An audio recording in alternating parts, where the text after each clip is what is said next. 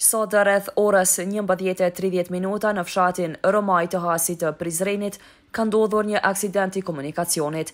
Lidhur me këtë, ne kemi kontaktuar Togerin Shaqir Bityqi, zëdhënës i policisë rajonale, i cili me këtë rast për televizionin Besa tha se në këtë aksident me të marrë lajmin policia ka shkuar në vendin e ngjarjes dhe atje ka pasur të lënduar të cilët edhe kanë kërkuar ndihmën mjekësore në emergjencën e Prizrenit. Po, sot rreth orës 11:10 është raportuar për një aksident trafiku që ka ndodhur në fshatin Luki të Hasit, komuna Prizrenit.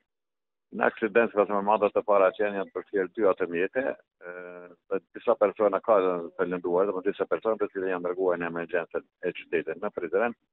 Policia ka dalë në vend ngjarjes duke marrë me rastin dhe pas përfundimit të rastit dalë me një raport shteti. Ai tha se viktima në këtë aksident ka pasur pas të lënduarve edhe dëme materiale.